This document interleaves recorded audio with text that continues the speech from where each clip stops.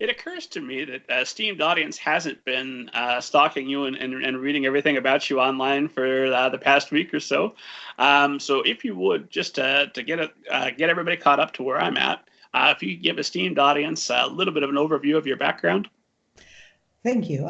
Hello, esteemed audience. My background is I came up in the world of film and television.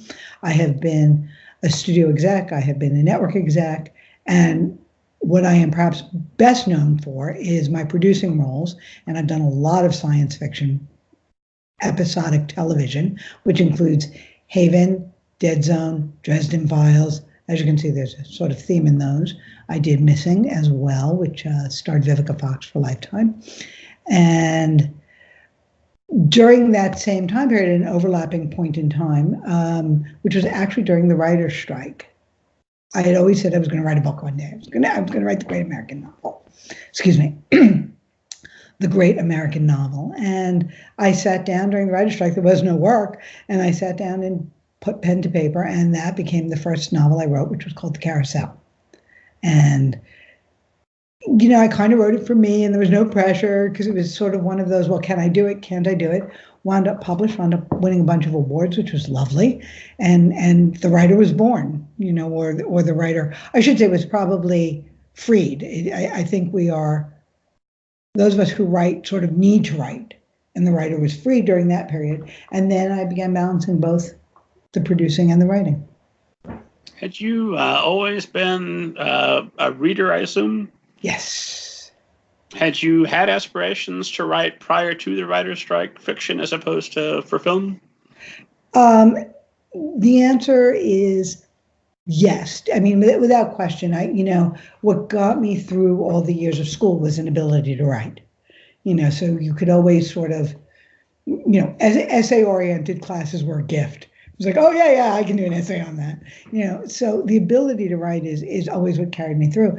And then in film, I wound up in producing, you know, and that's why I say, but the novel haunted me for a long time. It was something I had intended to do, and then, you know, sort of found this bulk period of time where I sort of could say, okay, well, this is it. You talk about it, you think about it. And now it's time to do it. Right. Got so many days on this earth. By God, let's spend some of them getting this thing done. Exactly. So, I mean, I looked at your IMDb page and just marveled, as I assume esteemed audience who's listening to this has got one hand on Google. Like, wait a minute. Because those aren't obscure, quiet shows that you've been a part of. These are great big deals. I assume something like that doesn't happen by accident.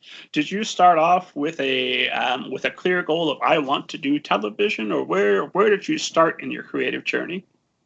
Okay, the creative journey starts at about age 6, and I knew then we'd gone to the movies, and I came out of the movies, and I looked at my mom and I said, I'm going to do that one day. I'm going to make a movie one day.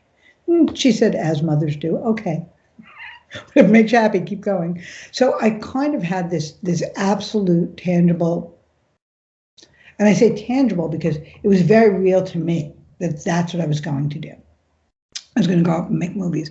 And I went out, I graduated college, went out west, and knocked on a lot of doors. What college did you graduate from? The University of Maryland.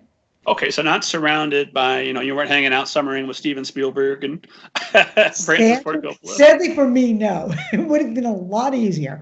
I knocked on a lot of doors and finally got a job in the business, in the development business, which is great. As for anybody who wants to write in whatever that capacity is, whether you're reading somebody's slush pile at a agency, or whether you're working in development, the more you read, the more you know, the more you understand.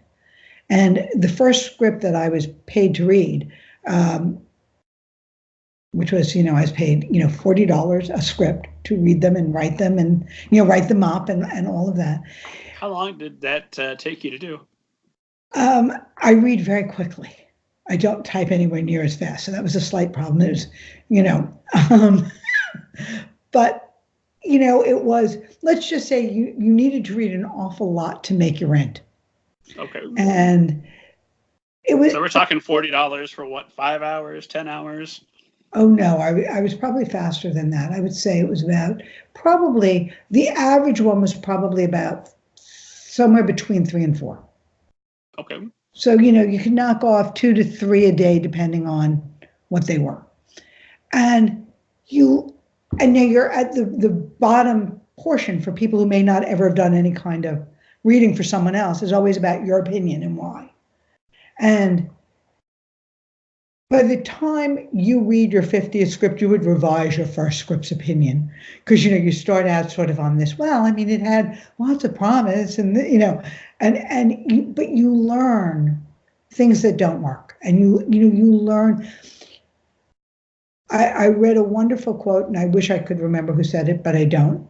So I'm just going to throw it out there and say it's not me who thought it up, which is you can teach craft, but you can't teach art. And so you learn craft to go behind whatever your art is. Because I think many of us are born with different art, but you learn craft, and you learn a lot of craft. And so it was a great training ground for me. And that was how I began.